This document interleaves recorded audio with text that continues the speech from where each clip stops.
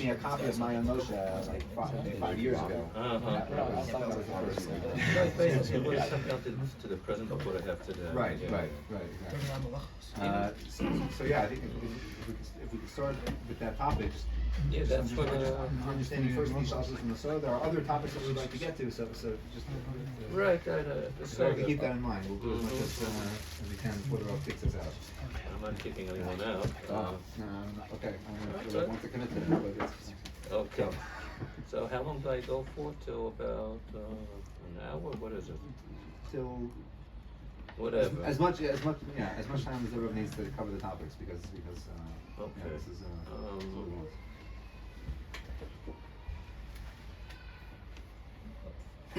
Nuplisat Shemaya. Ino Madano Yelahainu, Walenu, Wamasi, Yadenu, Kanoleng Masanin Kaneu. Yeah, what's important to know that the Kabbalah is really part of the Masorah of Torah. It's not something, a side issue. It's actually what Moshe Rabbeinu received it's the Chedek of Torah Shabbat Peh, what Moshe Rabbeinu received from Sinai. And the tshuva of the Bach that Yoel Shal Tshuva Sabach in Siman Hey, where it had happened that there was someone in Amsterdam, a philosopher, who was speaking negative on the Kabbalah. So they asked him, "What's the din with him? I mean, as far as is it a din that he's being kofen Torah Shabbat Peh?" And he actually answered that yes, that he is a din of an apokos, that he's mamish being kofen Torah Shabbat Peh, and it's not something which is just if you want, you believe in it, you don't, it's not so. It's actually a chedek of Torah Shabbat Peh, and the Torah was given whole as a whole, which has this, besides Torah Shabbat Peh, and we have what's the Mishnah and the Perush of the Mishnah, which is basically the Gemara. All that was given from Sinai, and I should even actually bring this out. There is a Yerushalmi that it's a Yerushalmi in Sanhedrin, Chelik, it's Perek Dawud Halacha Beis. That it's saying on the Mishnah over there that how many dayanim do you need to create a din? So it says dinei mominus, right? Matim al pi echad. No, it's if you have just one. All you need for a majority, you only need one dayan. If you need 3 dayanim, so one is enough. That means 2 over 1. That already makes already a psak. If it's dinei nefashos, so of course dinei nefashos you need at least a Sanhedrin of 23, at least that. So there you need 1 lezakot. Okay, so it's like this. Dinei mo is bein lezakot or bein lechayav, right? So you need only 1. You have 3 dayanim. So either way, that's 1 over the 2. No, it's 1 over, so it becomes 2 against 1. So either lezakot or lechayav is enough. 1. By dinei nefashos, where you have Sanhedrin of 23, so it's 1 lezakot over the majority, and 2 lechayav. No, it's not 1 is not enough lechayav because dinei nefashos is you got to be more machmir, obviously. Yeah. So that's what the Mishnah says.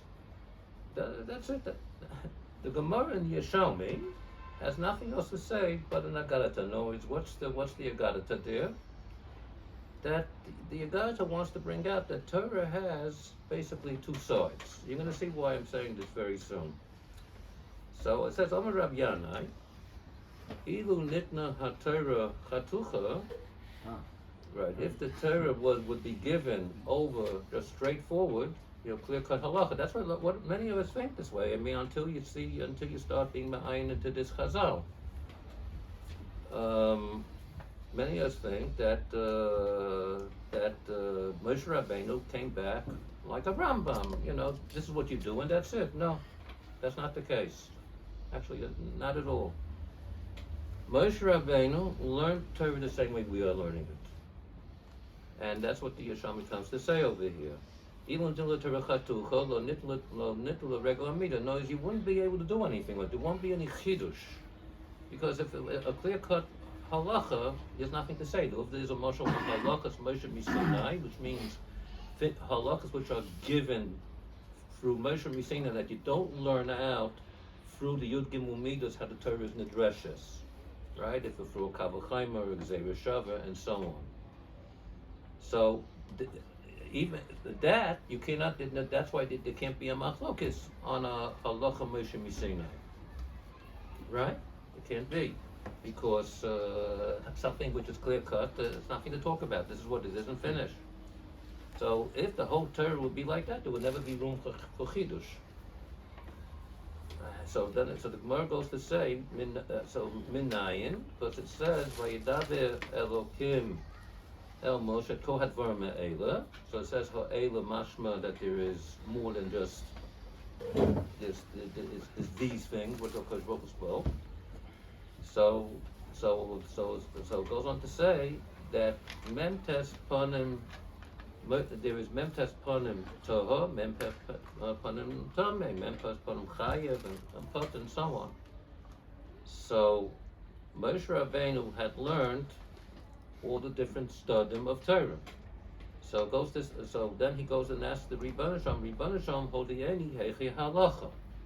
Okay. What does this say? Moshe Rabbeinu had no problem that there's different perspectives of Torah. Now, a perspective does not mean it's a machloket.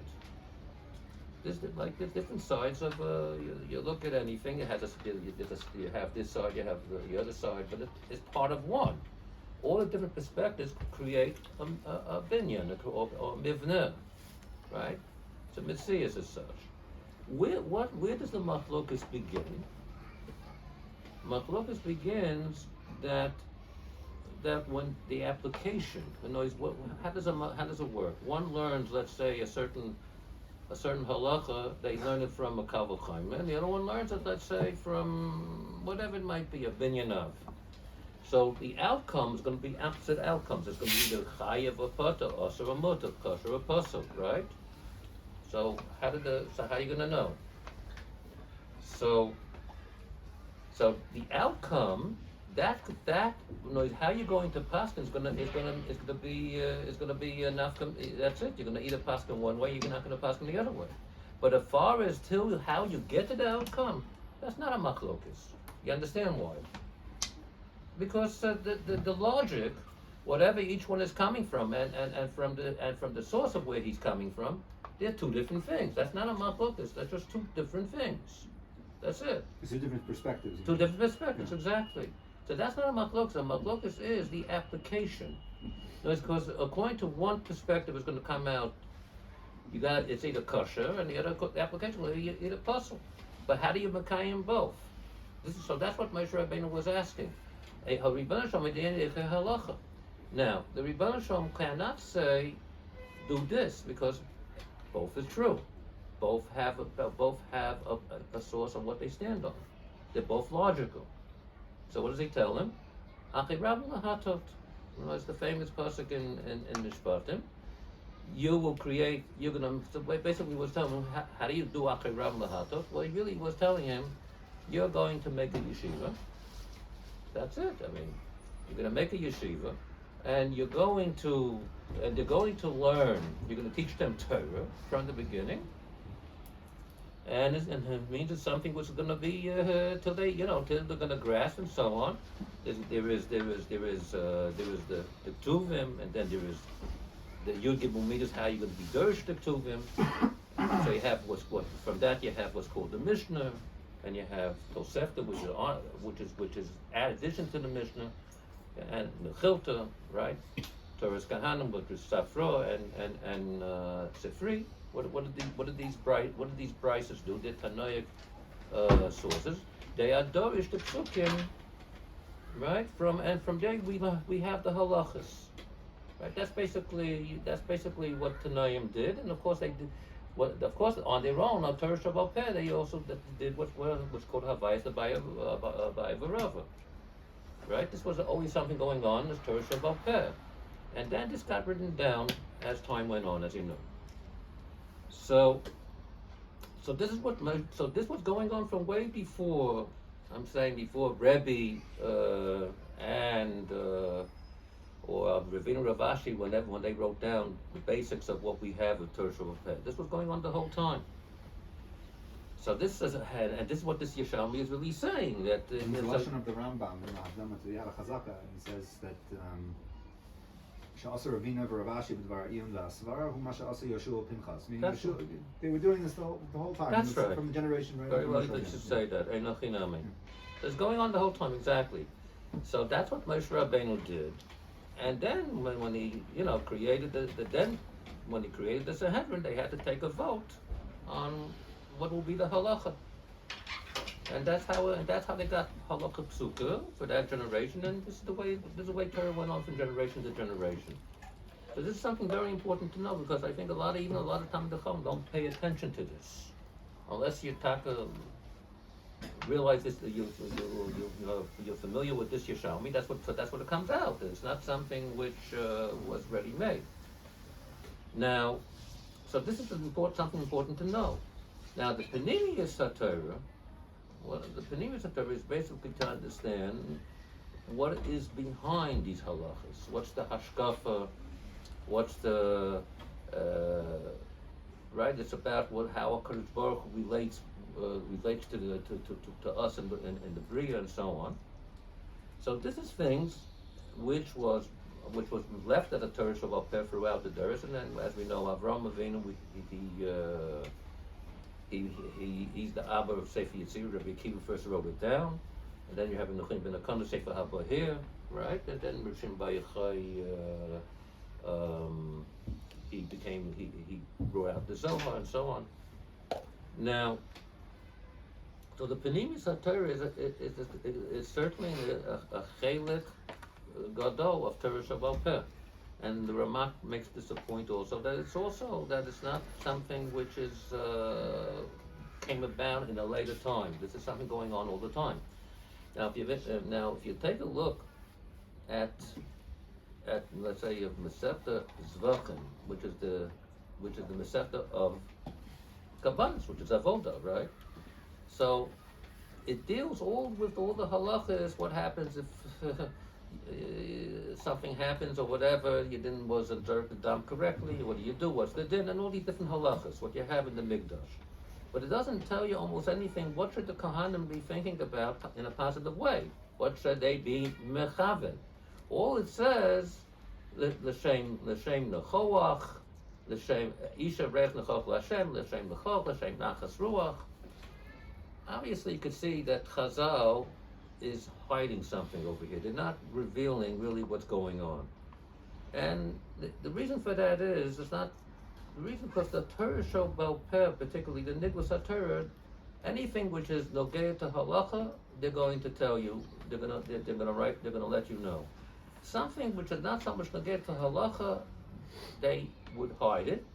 And in those days, the way they would give over this, but the Paninius HaTorah, which wasn't nogeh to halacha, they would give it over beremes through the Agadas of Shas and so on, in other ways. In other ways, they would very cryptically write it down in a way that's the Agadah, which most people don't even begin to know what that is. It's only Lassid level. We're going to first maybe get some idea of that. Be'ezah Hashem.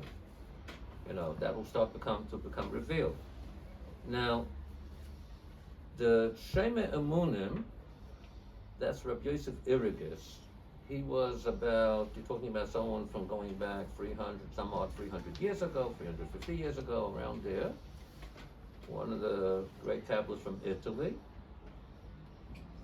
Because of what has happened in his time, because it was a little bit after the Shabtoet, so he met one of the Shabtaim, and so this caused them to write a sefer of question and answer on the Kabbalah, what the Kabbalah is. and he goes out to and it's divided into two halakim. Actually, someone recently did a translation in English. It's worthwhile to get this book. You get it. How recent is this translation? Just about a year or two ago or so. Avinon Franco. It's about it came out. What? Right. It's a very good book, Lamaisa. It's a very good book, and he actually. So Rabbi Yosef Irrigus already lays out that there's the Mesorah of this, and basically through a question and answer, where the Talmud is asking the Rebbe and so on, and he goes through the Hishtalshalas of the kids of what I said, and maybe a lot more also with that. And then the second chelik, he deals how to relate with the Kabbalah, that the Kabbalah is really metaphors, not to take it kipshuto. However, you got to be careful with that. There is a kipshuto mitzad atzma what we don't understand. And it's not just a metaphor that is a concept which doesn't exist. It is something which is reality, but it's a reality we don't have a musag of. That's basically what it comes down to.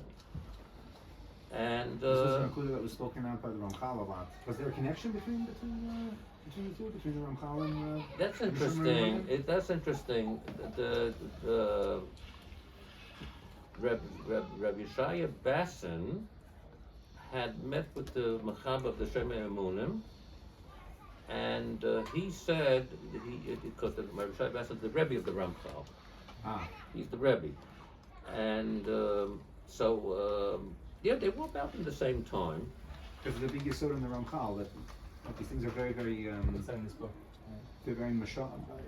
No. It's a mashal relative to us, but relative in its own right, it's a mitzias which we don't have any musag of. That's important to understand. The last time, Shlomo Eliashiv makes it a very strong point that this is not something just which exists as an idea. It's a reality, but we have no musag of it. So relative to us, we call it a mashal, but in its own right, it's reality. Whatever that is, we don't need to know. This is one of the times of Rabbi Eliashiv. People that learned the Ramchal too much b'shitchios, they felt that it was too much of a mashal. They didn't take it literally enough. So actually, I have a Talmud of mine wrote a whole sefer on this nosei, and he did a very good job to prove that there were misunderstandings. And basically, it comes out that there's really no machlokas really going on in this. I'm giving you the That's the stuff at Simpson? That's called Sefer HaTzimtzum. Sefer HaTzimtzum HaMitzias from Rabbi Yisrael Wilk.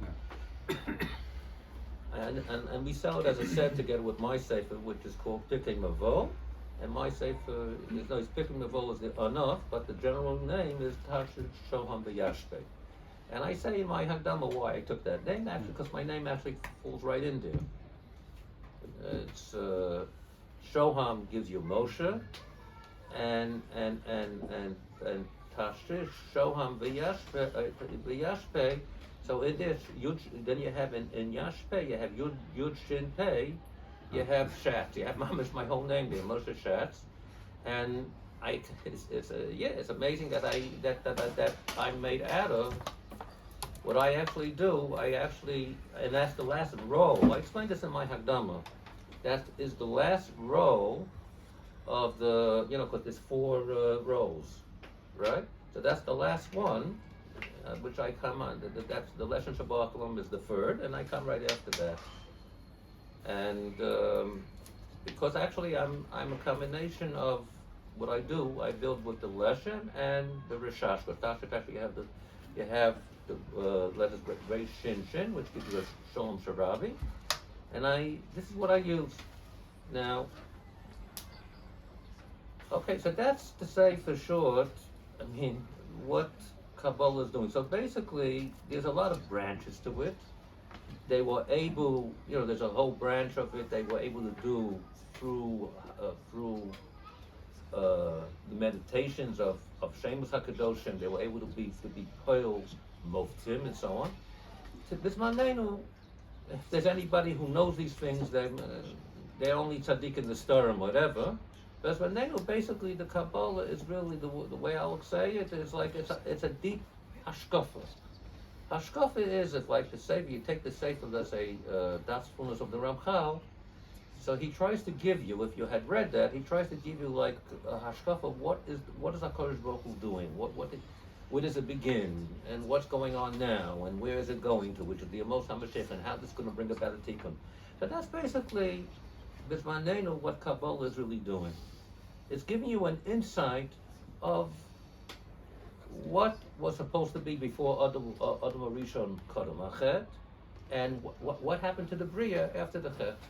That's really what happened. That's really what it is, and what's happening Bismanenu that the world looks so crazy. It's dafka b'kavana. It's a kavana. HaKadosh Baruch Hu's doing it b'dafka.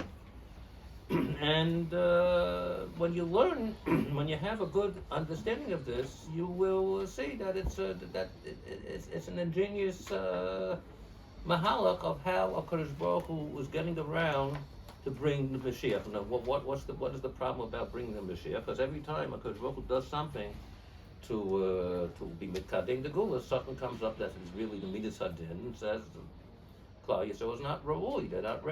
They cannot have this. So what does HaKadosh Baruch Hu do? He has to hide what he's doing, and that means it goes into golus, which means it goes, whatever it is, it goes into klipa, and then through that, whatever it might be, it looks like that geula won't come from it, but it's a process where geula will come from it. And a typical example is this: what has happened after the Holocaust. So after so many Jews were killed, actually, because that was mekadem to get to the geula, which normally would have taken who knows how many years. Maybe it wouldn't even have been enough to finish even the 6,000. Here it was mekadem quickly. That immediately came, in a short time came, the state of Israel. So right away, the Midas Hadin said, "What? You're ready bringing the geula?" So what does HaKadosh Baruch Hu do? No, it's not. It's coming through your guys. Don't worry about it. No, that's really what he's doing. You right? So the something is. So the idea of geula is that it's something. Excuse me. It's the idea of golus. The idea of golus, in a general sense, is that the true nature of the thing is concealed. That's right. No, it's the golus. So even as it relates to Klal Yisrael, the golus of Klal Yisrael is a situation where it conceals the true nature of Klal Yisrael. Exactly. Also golus Hashchina. That's right. Well. That's right. And golus HaTorah, there's really golus Hashchina, golus HaTorah, and golus. What did we say? Yisro v'Yaraisa, Yisro v'Yaraisa, Kitro, and golus. Yeah, Yisro v'Yaraisa. The Shechina, the Jewish people, and the Torah. That's it. There's a golus on all of them. On all of them, exactly. And at least what's not revealed to many people is the golus HaTorah. That means there is you're not getting the Torah in full, really, in the end, because there's chalakim of Torah which is hidden because of the golus. Doesn't mean you don't have the true Torah. Of course you have. Whatever you have is you have. It's real. It's emes. But there's things which are nelamim in prat, I would say, because of the golus. And of course, you see this even more so, especially in the realm of Panemius HaTorah. It is so. But as we get closer, things are coming out to the open more. So, now I did so there is a Zohar. This is kosher. There is a Zohar in Parshas Vayera. In Daf Kuf Yud Zayin Yud Ches, Kuf Yud Zayin Kuf Yud Ches, where it says, it's a famous, you probably might have heard it. This is these are things which get translated. I translated in this book. I don't have any more copies left. I have to reprint this. Sparks of the Hidden Light. I did this something like some 30 years ago, and I guess I'm trying to redo it, but it's a matter of putting time to it. So I only have this right now, let's say, as an e-book, but it's the middle of work. I didn't complete it yet, but I wanted to. So we could see later how we could work that out if anybody is interested in copies of such, I can through as an e-book. Now, So this Zohar goes to say, that when it will come, once it breaks, see, the ore of the Mashiach is going to come, is coming down. And when is it coming? You know, it says like this: Shita Kadmoi. Yeah, Shisha Yamim totally Vishita Kadmoi. The 6 days, it depends on the first 6 days of Bereshis. Shita Alfishanin, excuse me. Shita Alfishanin, the 6,000 years, is dependent Tolui Vishita Kadmoi on the first 6 days of Bereshis. What is that really saying, right? So this already. It says already, I think, in the Sefer, but here, this is something the Ramban brings this. Like if you notice, the pasuk says when it talks about Shabbos, it says Ki sheishes yomim maso Hashem et hashamayim es haaretz. That's it. What should it say? Al pi diktuk? Bisheishes yomim. Bisheishes yomim, right? Ki bisheishes yomim. But nowhere does it say that we this. This phrase is used many times in the Torah. It never says bisheishes. It says ki sheishes yamin also Hashem hashamayim v'haaretz. Meaning, with 6 days, He made the shamayim v'haaretz. That's it. So, Sefer HaBehir actually asked, what is the days itself? Yes, that's all there is. No, what is this? What are the sheishes hayamim? And then you have Shabbos, the Sheva Yom, and then that is what's called this, what we call in the Kabbalah language. Sounds The sum total of the Bria is just those 6 days. That's right. What Kodesh Baruch Hu created. It seems like that's the literal understanding of the pasuk. That's what it comes down to. So what is that? That's the Sfirot. And what Esser Sfiros are, and now I wrote in my Sefer, just to say exactly what are you talking about when you say Esser Sfiros. It's a way of it's kalim, so to speak, how a Kadosh Baruch Hu expresses himself. The truth is, it's not just a Kadosh Baruch Hu. We do the same thing. We do the same thing. How do we express ourselves? B'nolo chaverim. And I'll show you what I mean. You could think of anything you want to, let's say you want to bring out from the co-op, I mean from potential into development, right? You have a project. So that project is whatever it you want, whatever you're gonna be, whatever it is. That's the no say, right? Now, what am I gonna? What first of all, I'm gonna ask you. First of all, before I even this, what brings about this project, whatever it is? You have a ratzon, you have a will, right? So that will, that's called in the technical term, that's called keter. It's the crown of the whole thing. A will for what? You have to tell me what it is. That's the yesh me'ayin. Ayin doesn't have an existence yet, right? It's in potential existence, right? So a yesh, it means, so that's chokhmah. Tell me what it is. I want to build a house, let's say. Okay, it's a house. Oh, I want to make a meal. Doesn't make a difference what this is. Could be anything, right? Now I ask you details. What does it look like?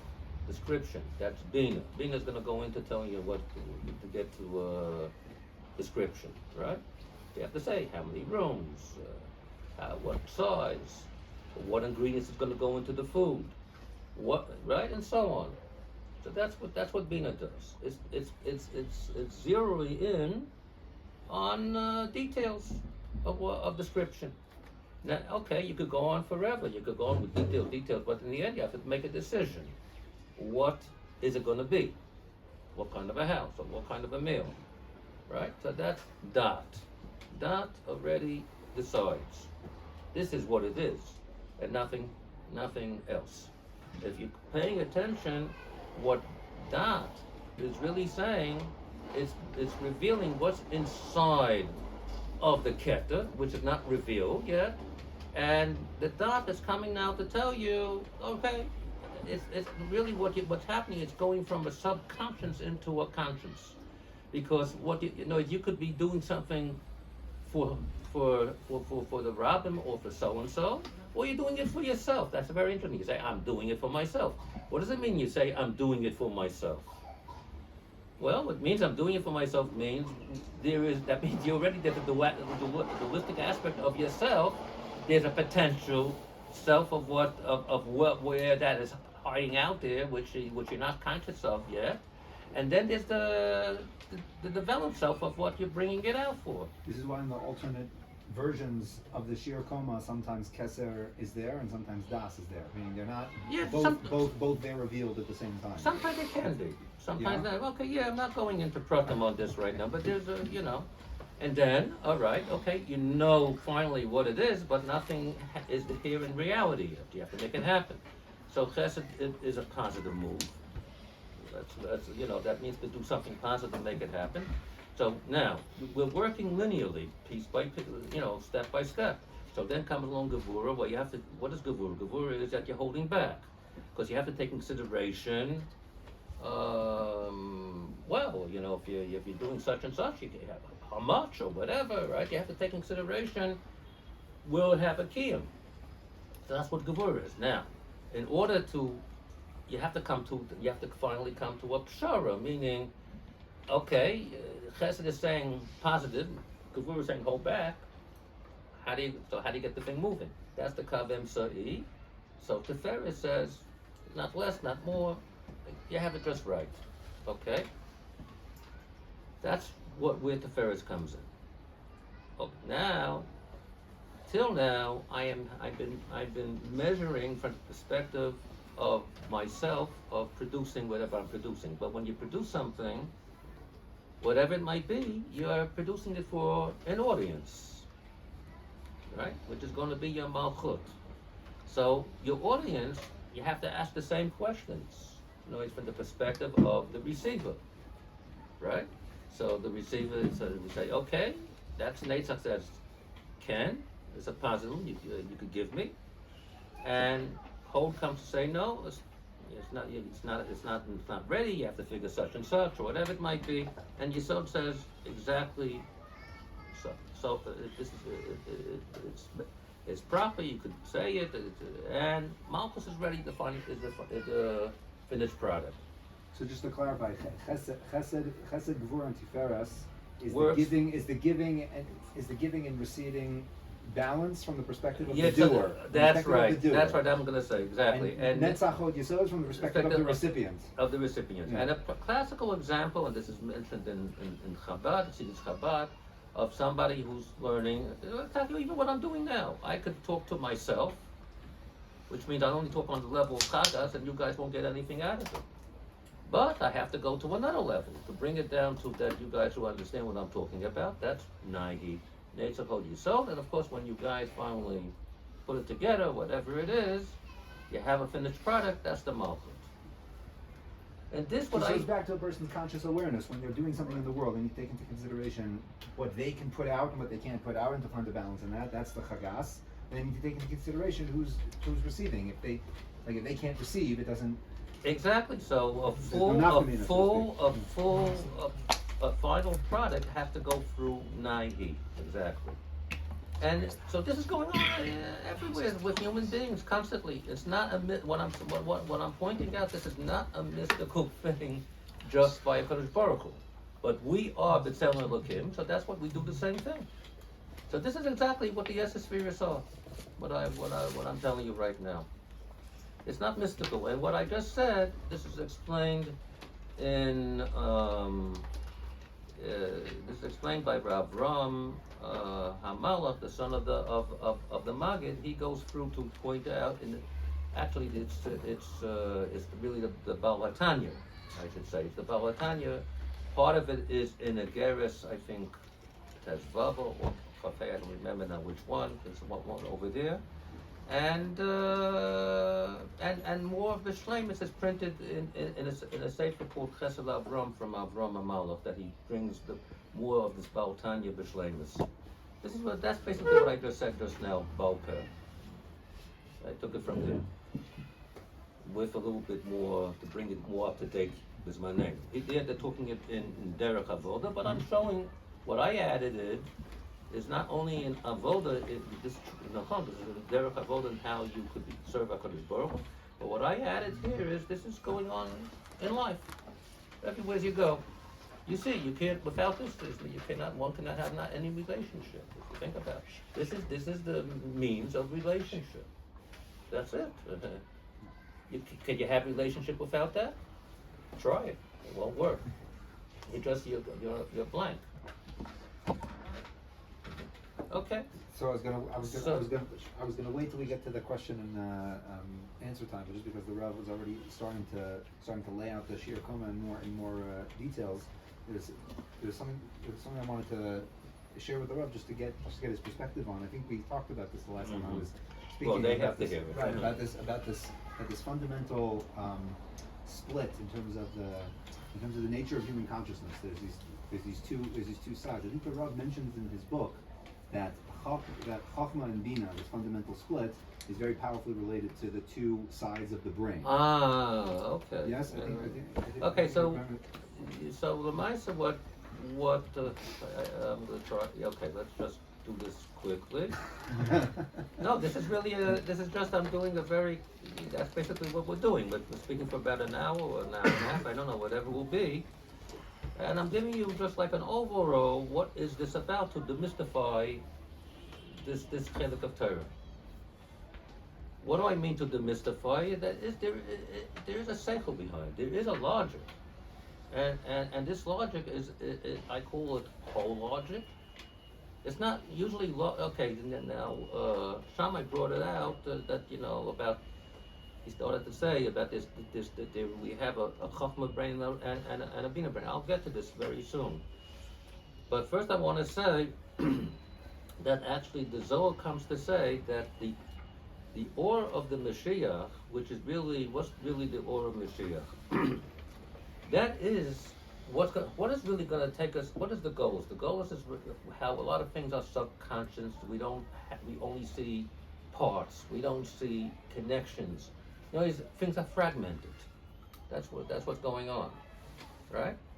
And you see the Torah that way also. And it's really even presented that way, like a lot of details and fragments. But the Geula way of looking at it, which that is only being revealed a lot, especially now in our generation, is to see the connection, that it's all part of one. That there is connections. It's not stam.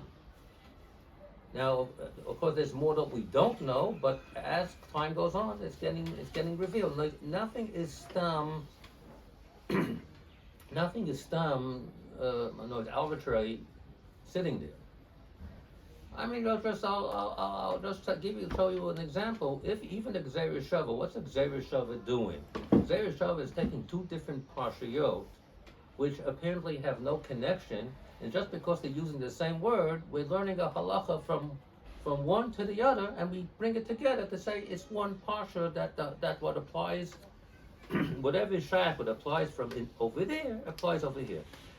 For an example, the typical halacha that when it says ukshatim liyos al yadecha l'hoyla tefos bein einecha, so how do we know that tefillin is not literally bein einecha? It has to be begova al rosh, because it says lo tesimu kocha bein einechem or bein einechem b'roshchem. I think that's how the pasuk I think is written. So there is obvious. You see it already. It's taught not to make a koch on a mate, but b'roshechem. There we see it means begova harosh. So it says a nechem, and by Tillim also the second part says the hoytuf was bein nechem, right? Shatim was only also getchem, hoytuf was bein nechem. So a nechem is Gzeir Shava.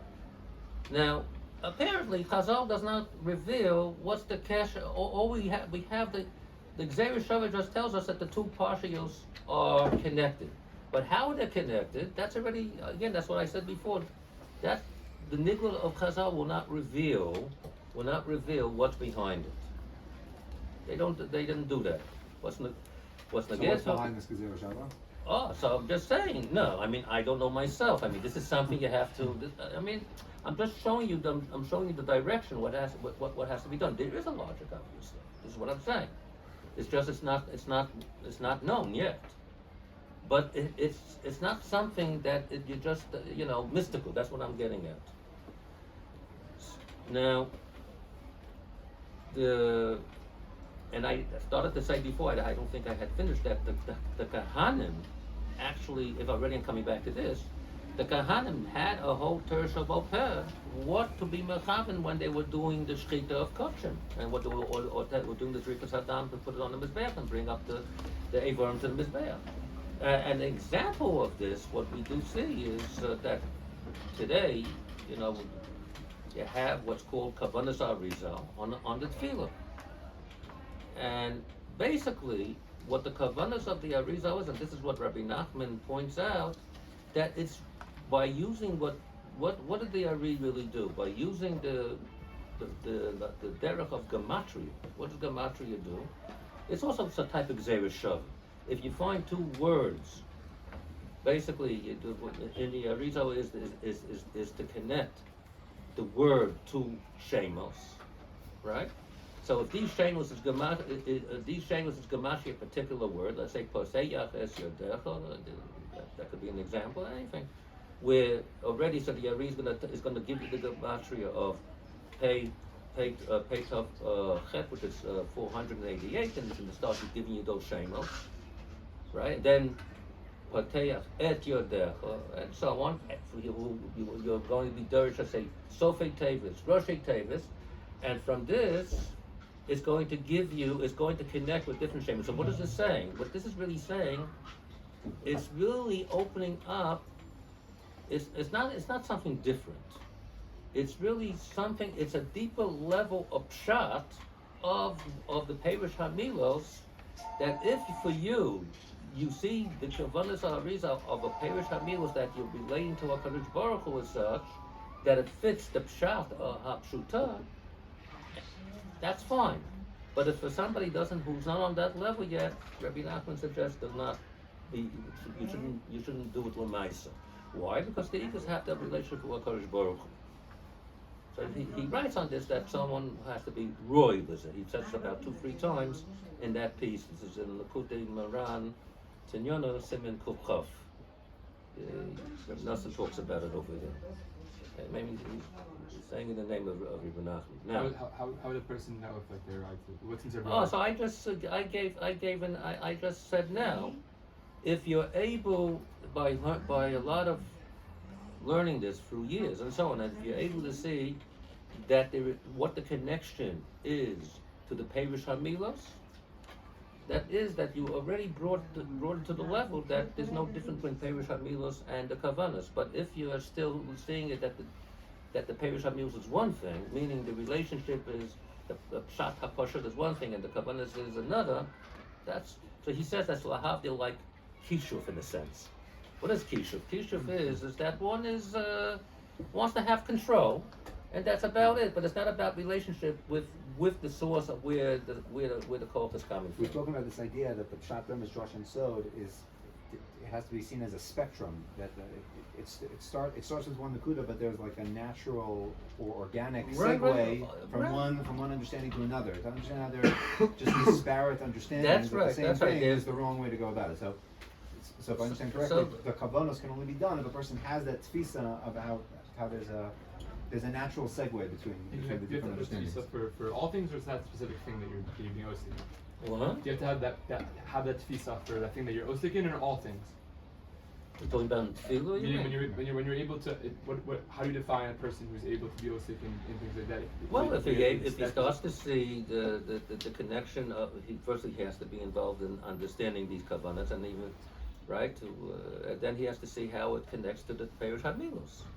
And of course, the tachlis is that to connect to HaKadosh Baruch Hu. What's his position? Why are you being misfollowed? So there's a lot of things going on.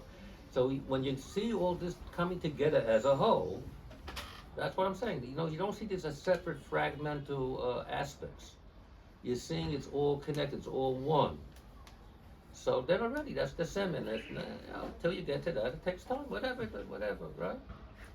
So now, as we get closer to the Zman when the Tikkun has to take place, that's basically what the Yemot HaMashiach is about, is to get us back to the Matzah of Adam Rishon Kodem Achet, and that itself there's many steps in the Yemot HaMashiach Gufa, and Be'ez Hashem we hope we'll be zocha You're talking about just 217 years, I think, is left. That's it. There's not a lot of time. There's not a lot of time. I mean, I'm talking about to the end of Elef Hashvi, because Elef Hashvi already begins the process of Olam Haba already. But the Yemos HaMashiach has to be before that. And basically, that's the Akev, what Yaakov, he's called Yaakov because he grabs the heel, the Akev of Esav. Yaakov grabs the Akev of Esav, which is, because Esav took Olam Hazeh, Yaakov basically is taking Olam Haba. So he grabs the heel of Olam Hazeh in order to connect it to Olam Haba. That's what the Yemos HaMashiach really is. So it's literally, it's the Akev, it's, I hope it's not just literally Akev only leaving us only 172 years left. It doesn't look like that's where it's going. Be'ez Hashem, it's going to be very, very soon. We're going to all live Be'ez Hashem to see this happen. It's spectacular when it starts to happen. Right. Now, I will say that we started to see something. You have in Mitzrayim, I'm going to say this very quickly, you have in Mitzrayim, when Moshe Rabbeinu came, so, Klal Yisrael, the Goyal is here. But what happened when Moshe Rabbeinu went to Paro? So Paro made what? You have time to think about Gula? I'm going to make sure you have no time to think about anything. So he makes the Gezerah of straw. Things got worse. Now this was a big Nisayon for Klal Yisrael and even for Moshe Rabbeinu. It's why things get worse, because HaKadosh Baruch Hu memahir through the process of the pressure and the pain, Hu memahir lahavi et haketz. In order that it could happen. The Akadei Kachi Moshe Rabbeinu, in a certain, he practically failed in this. That he asked HaKadosh Baruch Hu, Lama hareisa lama hazeh. But Rav Klal Yisrael actually was Oimid bin Nisayon that they came out of Mitzrayim. So the same thing is going on today. That if you notice that something this is already a long sikha of itself. That we had what in the last couple of years. Interestingly, I'm going to say it very quickly, but you have to be molded at least. I don't want to get into the whole political issue. We had someone as President Trump who was very friendly to the Jews, and actually because his whole life as business he was working with Orthodox Jews, if you happen to know, and brought the embassy to Yerushalayim and so on. He was a friend of Israel. I don't think Israel ever had a friend like this before. So we were thinking, wow, the Mitzotzos of Gula is beginning. Because it's the first time you're seeing you're beginning to see you're beginning to see that the wheels of Tov is starting to open up. But what happened? Just like then by Moshe Rabbeinu, when Moshe Rabbeinu came, immediately Paro gave the Gezerah of straw. And the Ramban says that lasted for 6 months. So what happened in 2020, that they stole the election from Trump, that's the straw. That is the straw. You see, the world immediately got worse. He's saying every time there's a hisorus to reveal that which is being hidden by Golos, there's always something that clamps down on it. Yeah, if the time is not ready. Does every generation experience this, or it's only yes, in a certain sense, yes. In unique times in history? But the truth is, correct. It's being experienced in different generations. The Eirich, according to the Eirich, relative to whatever's happening then. And especially now, because we're very close to the Gula now, so there's a setback, tremendous setback, and I saw right away what I already saw what was coming, that what we're going to be experiencing here in Israel, and it's it's the Gezerah of straw going on, and hopefully, we hope it shouldn't be too long, Again, does it depend? It doesn't depend that Trump has to get back in. We don't know, because HaKadosh Baruch Hu has millions of ways how he could do it. We don't know how this is going to go. Mitzidenu, at least what we understand. Again, that's our understanding is very limited. I hope that Trump will get back in. If that's Ratzon Hashem, that's what's going to happen. Because you could see why. Because he's going to take these clever, which are these Rishon, and get rid of them. That's the first thing what has to be done right before the Geula. Would it not be ideal that we can have people that like Rob mentioned at the beginning with the quick relationship with the state of Israel coming in, and then also being a very, very powerful event in history? Would it be ideal that we don't have to deal with the emsaim, the intermediaries that are very, very dinista? Well, that's part of the fact that that's happening is only because we don't have a supposed to have it in another way, and obviously whatever all the negative things was happening here too is all to get to that, and if you pay attention to what's happening in America is happening in Israel. The politics is the same, mamish. They're going after Bibi the same way they go after Trump. It's the Zoba it's the same thing. No, you can see it's Yad Hashem. It's what's going on. So we'll see, Be'ez Hashem. I mean, look what happened just now. I mean, with this whole thing with they want to do a reform of the justice to take away the power from the courts, which it doesn't even make sense that they should have so much power. And came along the left in America. They funded these demonstrations because they have an interest that they want to see Israel under their power, under the way they want it. Meaning, for them, their country is Palestine. I mean, the Palestinians, and sorry to say, that the ally of Israel seems to be an enemy of the present administration. That's what it comes out to. But this is all from HaKadosh Baruch Hu. Megalnu zchus al yedei zakai, megalnu chof al yedei chayim. So it goes back. If we're not roy, which means all the tzotzos are not hadn't came out yet, would have to be muvura. So this is what happens. But everything is leading to the Geula. And let's hope it will be Baham Tokah. That's all I could say. Meaning we should be certain to have it Baham Tokah. But it could be, who knows? I mean, but it's not. We're not waiting a Mia Deyama. It's not going to be a very, very long time. That's for sure. Be'ez Hashem.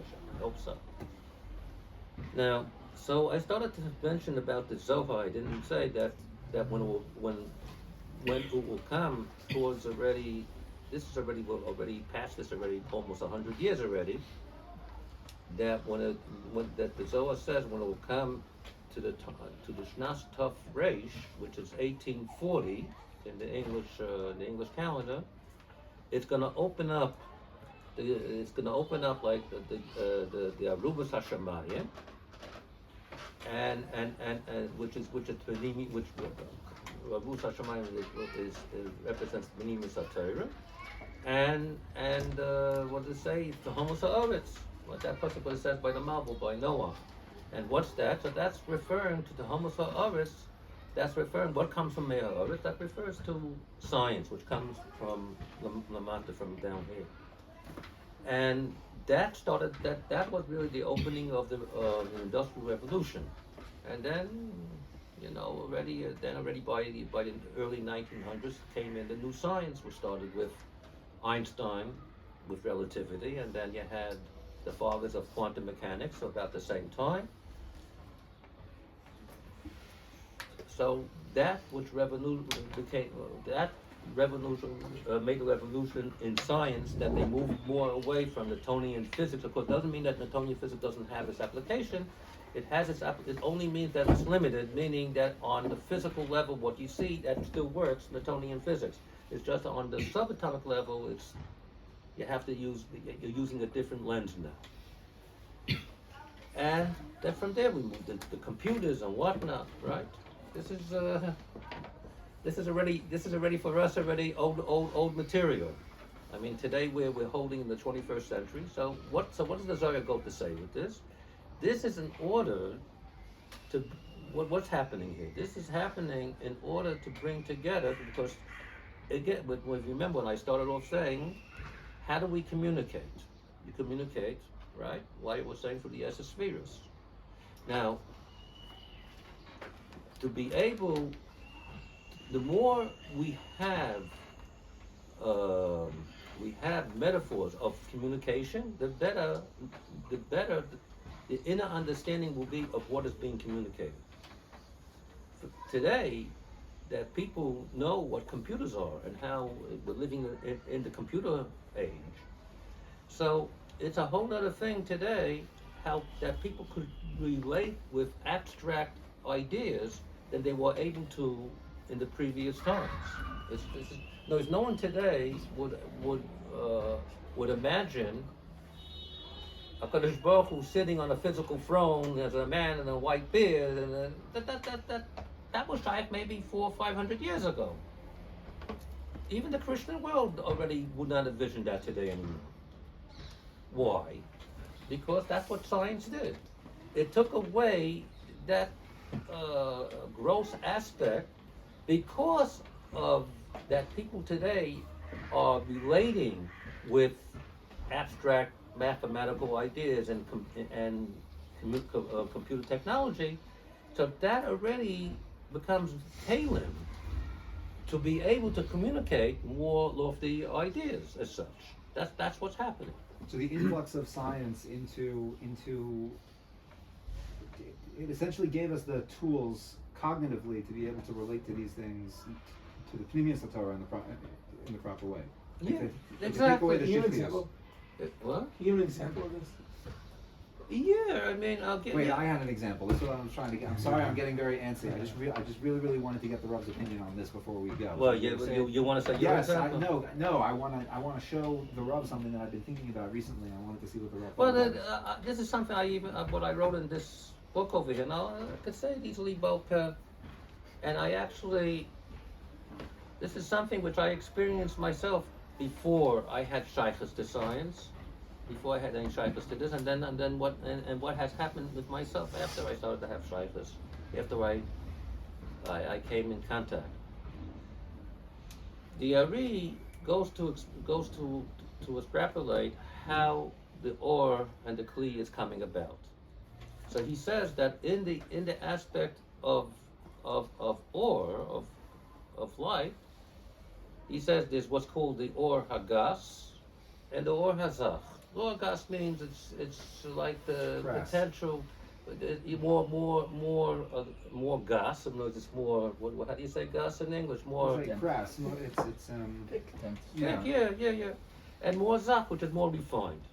And then what happens is after that is mitpashet, so it becomes more ma'uva, more grass, and then because it came from a place which was really of its makor more refined, it begins to separate.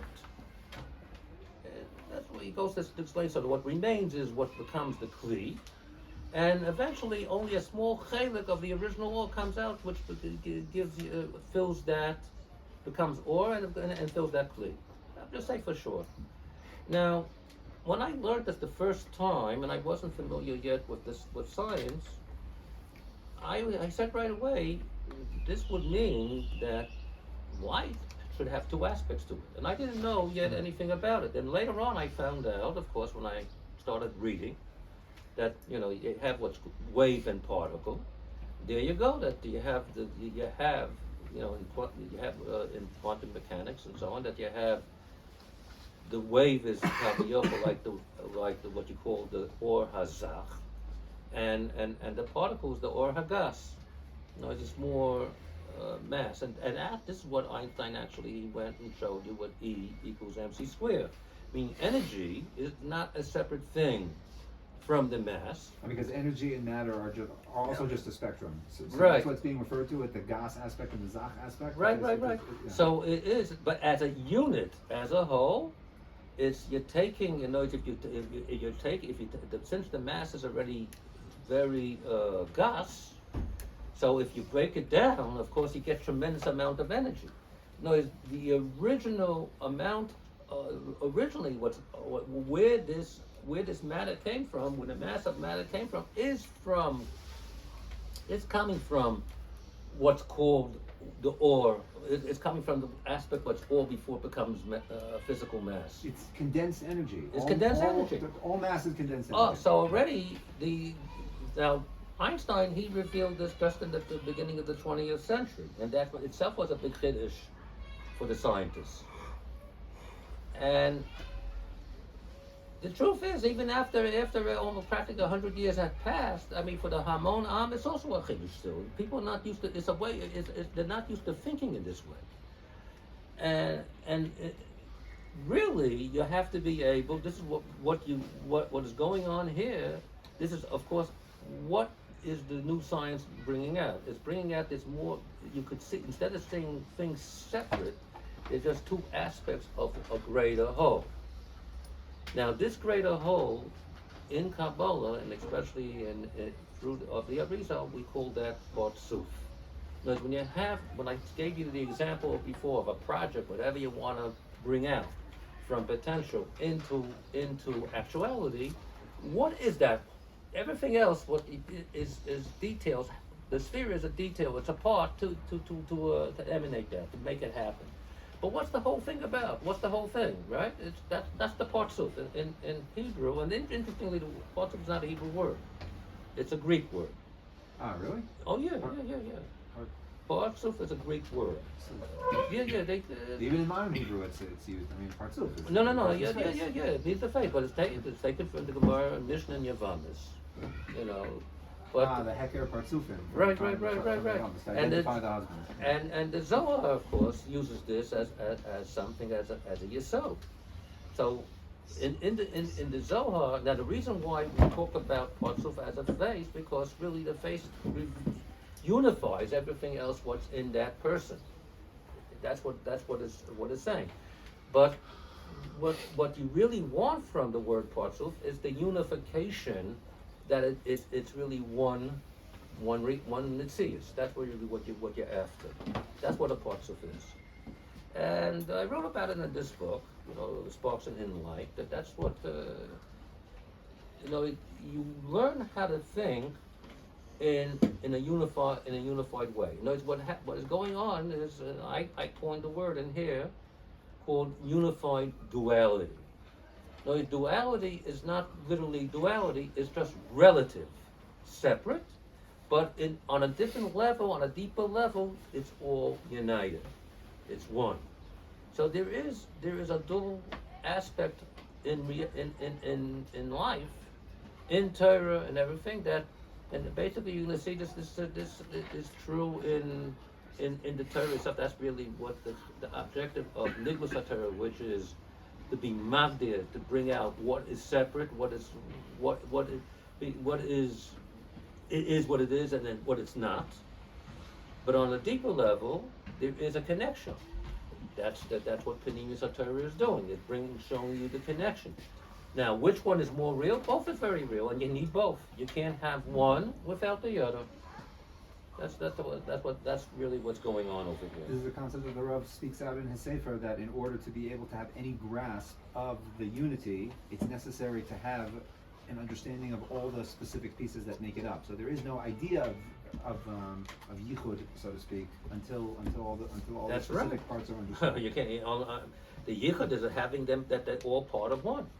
That's really what it is. This is like the paradox. It's impossible to grasp unity until there's a strong understanding of unity each you cannot grasp.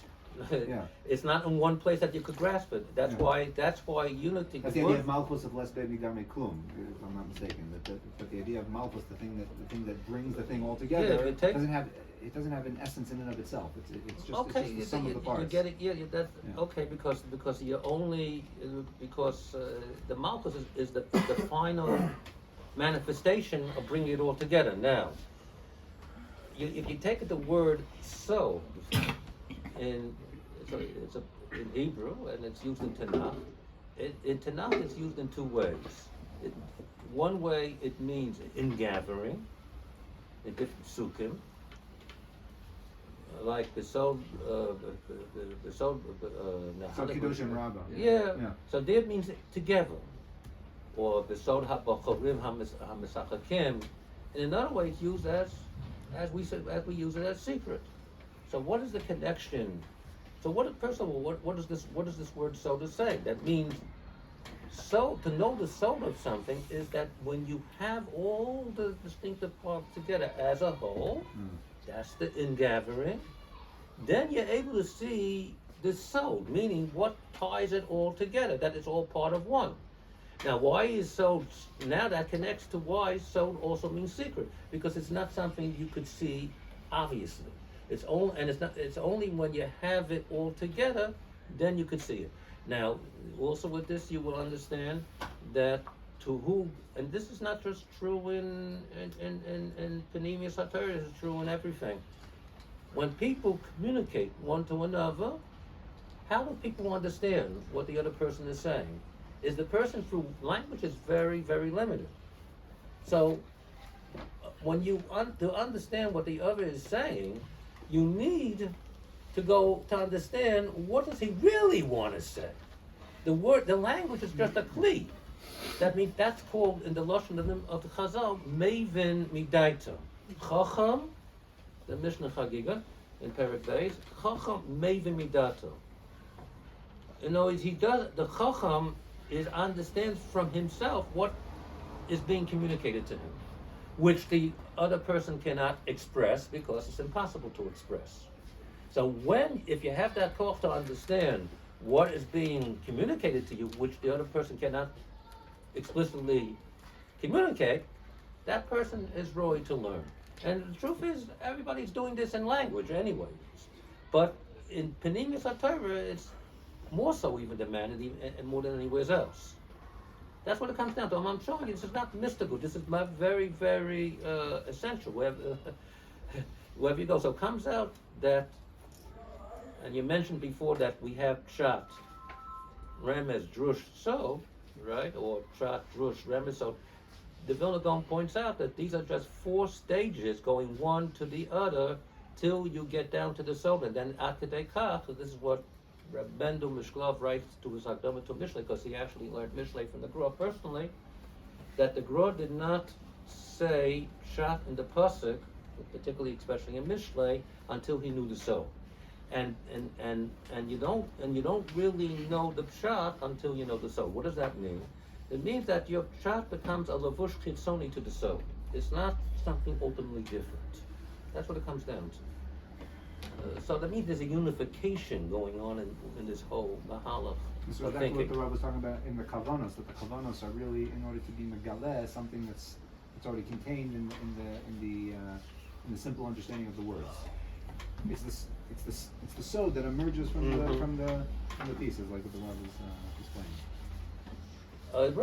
Right. The sod is well. You thought before we even get to that, you started to mention that we are made out of, right? We're made out of 3 types of brains, which is the Chachma brain, the Bina brain, and the Da'at brain. So what is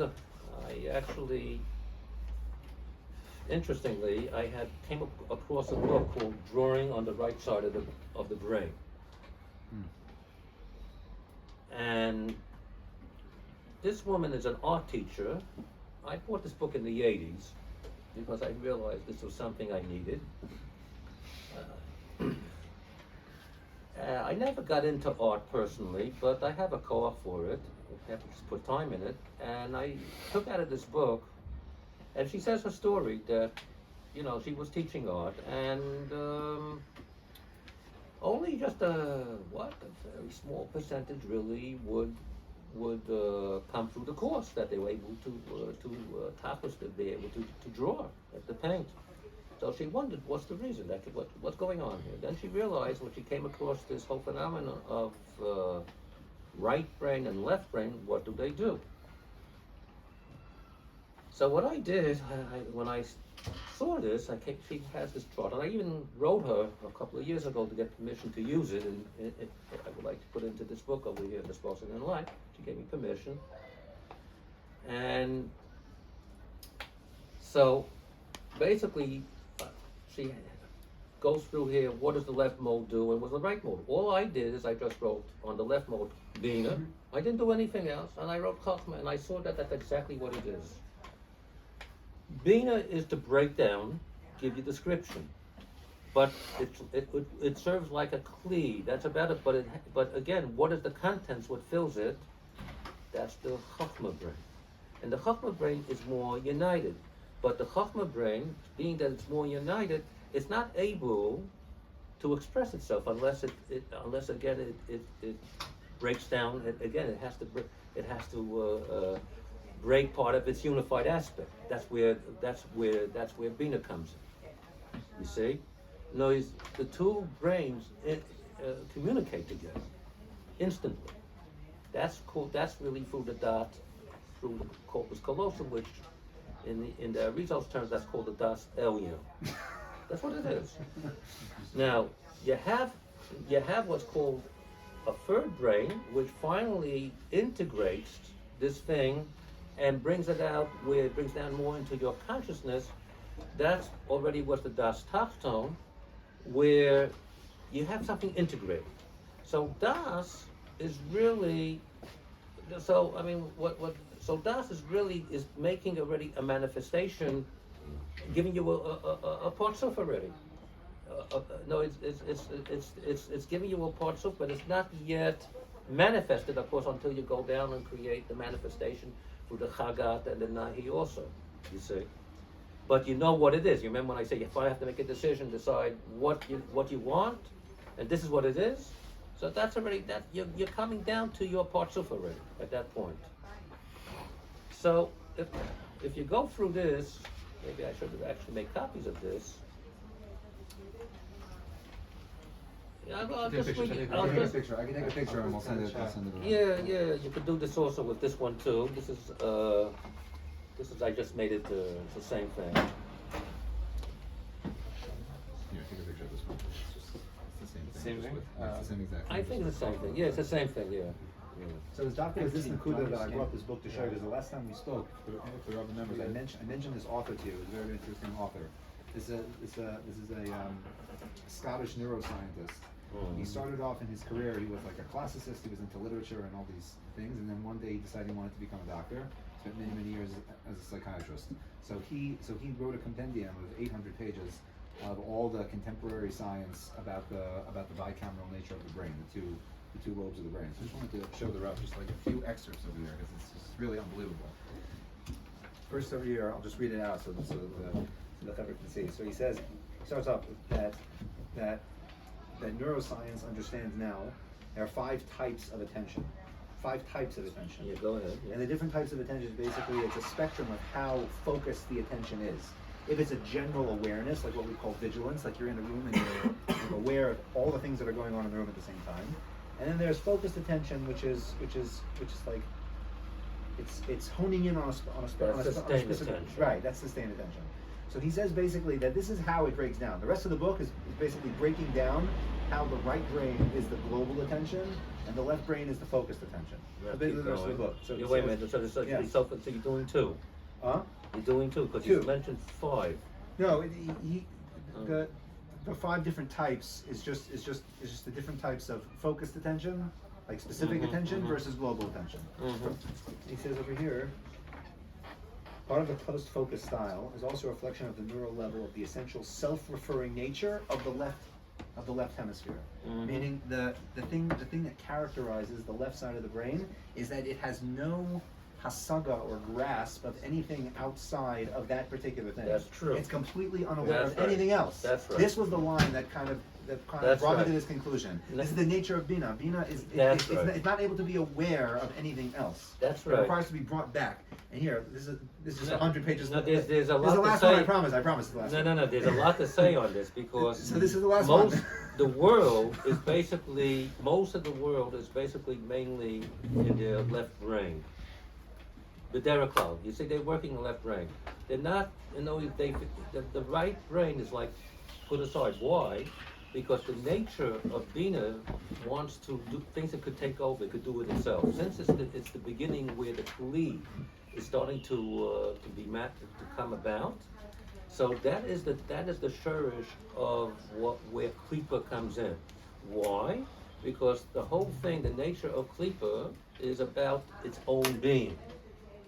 The Tanya actually, he says that it's about It's the ability to- It only thinks of itself. It's not interested in integration. Kedusha is integration, which is partsuf. That's what's going on here. And yeah, there's a lot to talk about with the brain, because I discovered already also that I think why I hadn't got around to printing this book, because I discovered there's another level of this I knew from Kabbalah, but someone actually shows there's another level, because the Das is also two Kabbalah.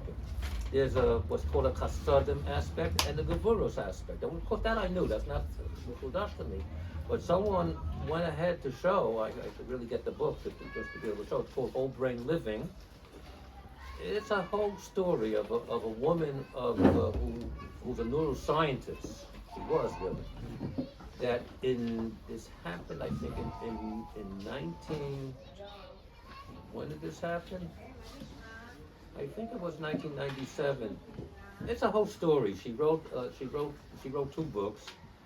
The first book was she describes that she woke up one morning. I think it was in December 1997. She got a stroke, and as a Which brain hemisphere? scientist, yeah, she was able to observe what was going on.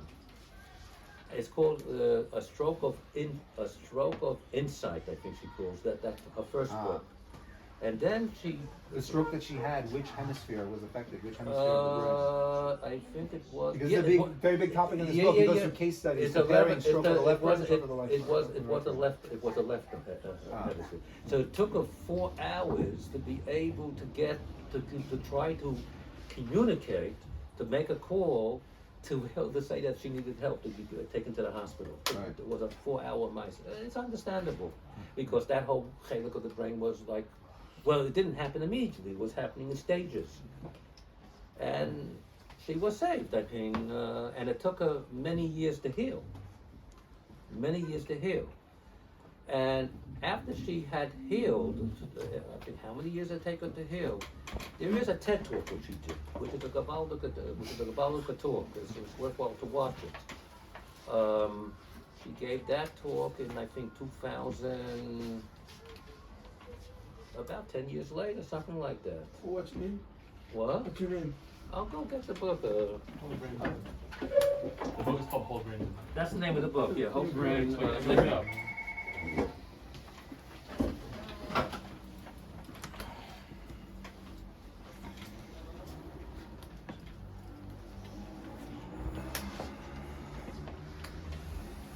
Jill Bolt Taylor. Her name is Jill Bolt Taylor. Oh, she herself was a neuroscientist who had a stroke? That's crazy. Oh, wow. Talk Pretty much how you got- jumping into your...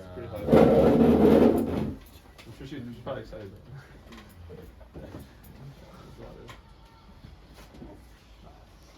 This is basically the story of what happened there. I read both of them from cover to cover. And this is her new book, which came out about 2 years ago, and which is called Whole Brain Living. And this, for me, was very important, where she's explaining that the brain is Shtayim Shehein Abba. That's right. No, the idea of Shnai Shehein Abba, this is part of what I'm talking about. This is a whole term of itself. But to find this already in a secular book, that is that you have the two up, you have what's the right brain and the left brain. The upper parts is the thinking brains. That the left brain thinks in one way, and the right brain thinks in another way. That's the upper two brains. And that's connected. That's connected the sphere of Chochmah, which has two aspects to it. In the Kabbalah is called Abba ve'Ima Elohim. And then the lower part, where she goes down to the bottom part of the right and left brains, is that the left that is where works in the emotional. Now the emotions over here have the left brain has a type of emotions which works in the terms of left brain, and the right brain has a level of motions which they work in the right brain. They work differently. Now here, so page here I want to show you. So she actually makes a list. So the upper two brains called left thinking character. She calls it with 4 characters. Left thinking character 1. That's which that would be called, which I call it Ima. And right brain thinking character 4, that would be Abba. And I'm using in Kabbalah terminology. And then you have left emotional character 2, and left which is called Funa for me, and right emotional character 3, which is called Yisrael Saba. So what is that? Because that is the Das. Remember I mentioned These are all Partsufin and Atzilus. that you Right. gave But this is how it's being expressed in us, which is very interesting. So I had to wait to be able to get this because I realized when I was working with that, and she even mentions this book. She mentioned drawing the right side of the brain. That she really, and she points out that it's only a half a story. The second half is what she's revealing over here. And of course, she's correct in that. And that's what I mean, the Shnai and Shehenaba. And if you notice that the Mishnah actually does this in different places. What does it mean, Shnai and Shehenaba? That is the other two, what you're revealing is included in your first two principles, what you're working from. Right, because someone can ask, why doesn't the Mishnah just say there's Arba? No, Like, because what's Shnaim Shein Arba? no, because that's the point. Because they're not. It's not Even Arba. though they might be the same as far as halacha goes, but the way they are derived is they're different. It's a different level. Oh yeah, it's Yitzias Shabbos. Yitzias Shabbos. It's a different level. No, here you're seeing an example. You're already seeing an example that the straight halakha is set up with Kabbalistic Yisodot. Now the way you only see that, the more you understand how parts of thinking works, then you'll have more kelim to be able to see Be'ez Hashem. First you need to know what the Kabbalah is saying. Then you go back and you look at the Nigla, and you be able to open up what Chazal is doing in the Nigla. You end up seeing it's really one Torah. That's what it is. It's Torah Achas. So I'm going to insert in here. This is the last line that I wanted to show you. Rav. This is 100 pages later. He says, this is the business of integration. Business of language and linearity must themselves be transcended, meaning it needs to be transcended. The hyper-focused nature of the left brain needs to be transcended. That's right. And once more left behind. The progression, meaning the cognitive progression of a human being, of like a healthy human being, right, is familiar. From right hemisphere, you start off in the global side to left hemisphere, back to right hemisphere again. He said that's the circular pattern of a healthy brain. A healthy brain starts off in the holistic whole, has to go out and discover pratim, and then needs to come back into whole again. So it's not. He says it's not a line. It's more like a circle. That's the best way to understand. And that's what she said after she got well. She decided she didn't want to go back to her science. She decided, realized that there's more to do in life than just that. So she revealed what you call the Shnai Shein Abba aspect of what's going on, which is like, for me, that was a very important thing to see this physically being revealed. Which I was trying to get permission to be able to use this in my book, so they say they have to see it actually. Lamaisa, the side, because she said she sold the rights to the printing company. Okay, Be'ez Hashem, Lamaisa, I'm not worried about that. So I just wanted to make sure that we have time for everything because there were some questions that what time? It's already 6. Ask directly. If we can have So a few what minutes I want just for some to questions. to sum up, what a Kodesh Baruch Hu is doing over here. What a Kodesh Baruch Hu is doing, Kalim. It's basically whatever we're talking about now for the last whatever it is. I don't know how long we're talking on the science aspect. These are in the Kabbalah language is called Kalim. Kalim is what allows you, just like a cup allows you to hold liquid in it. That's a kli. Or any concept which allows you to help you to understand another concept is also a kli. So these things, anything which is used as a to be a kli, to give over anything what's there. So of course, what is happening is that the science is not just the science, or anything what's going on in the science world. One could one knows how to integrate these things properly, they become kalim of communication to be able to show the unification, because the tachos of Kabbalah to show that it's all connected. It's not just nothing. It's fragments.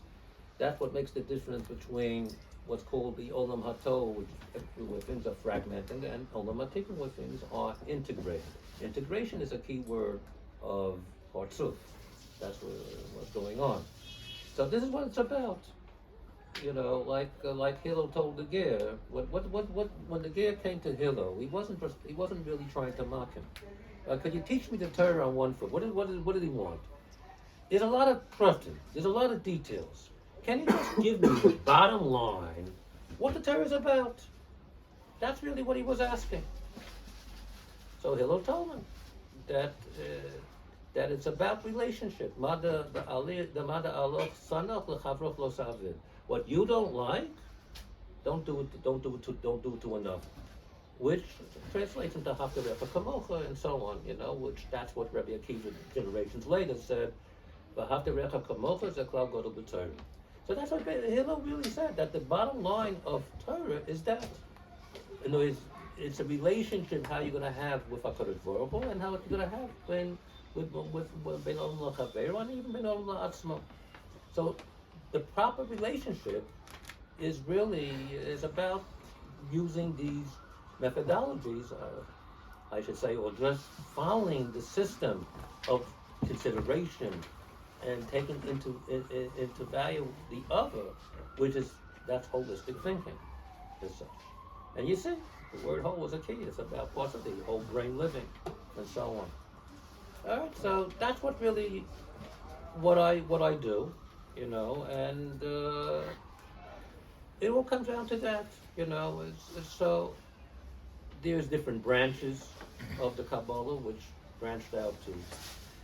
You have what's the technical Kabbalah, or what the Shalom Sharabi brought out, which works with holography very much. Holography? Oh yeah.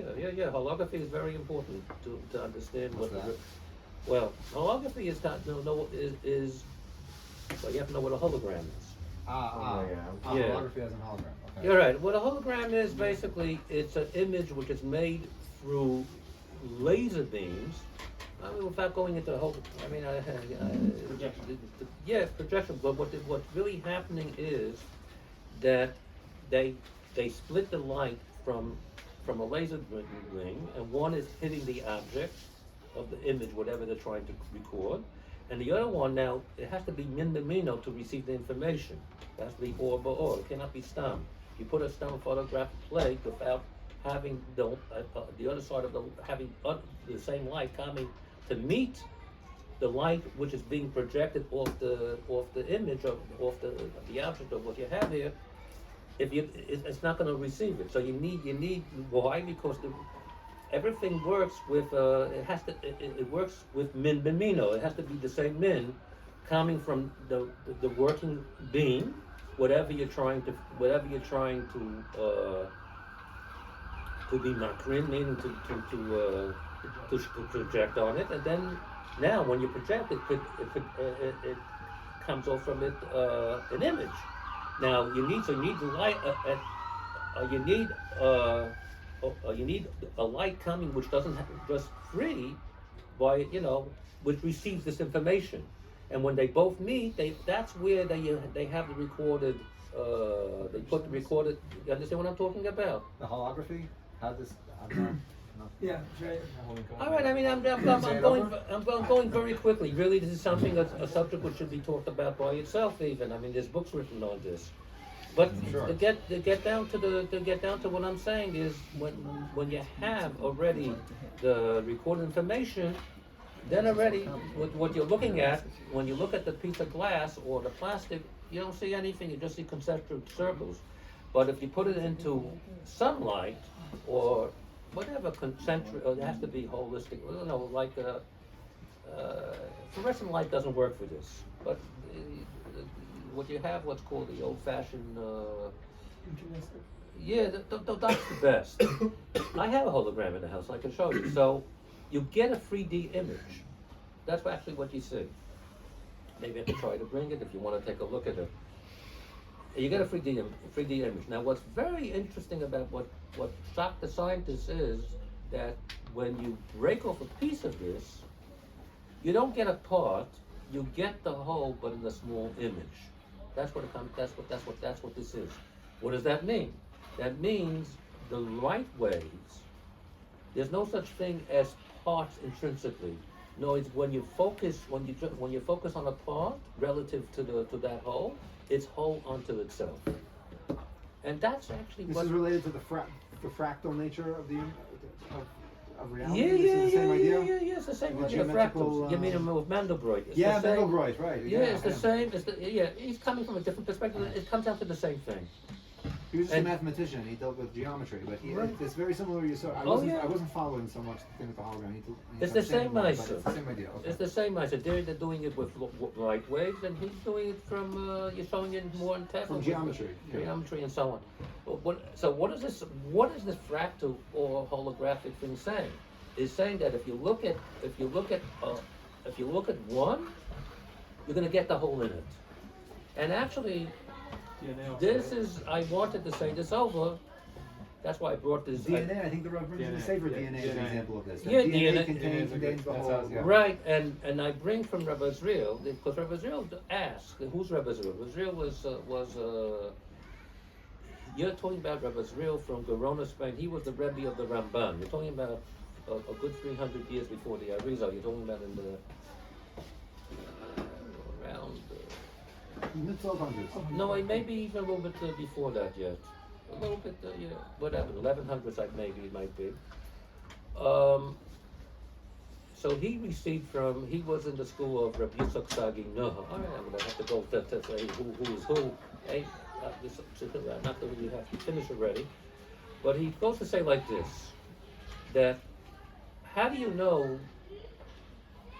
Bichlal that why do you have to come on to SSVs? There's two questions. He wrote a very short book which I printed in the end, of question and answer to understand logically what is the Kabbalah, what the SSVs. So I just needed just two simanim over there, which really incorporates everything for short. What's here?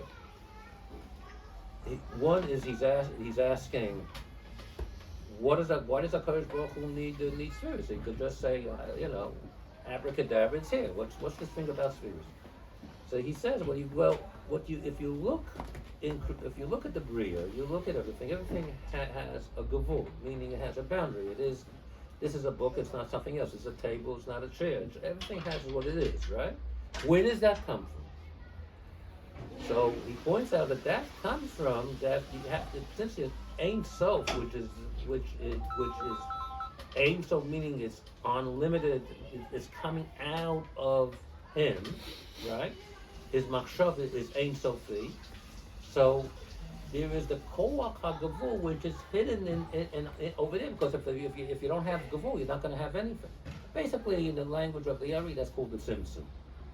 And so he says that koach hagavul is the beginning, or the nakuda, the point of SSVs.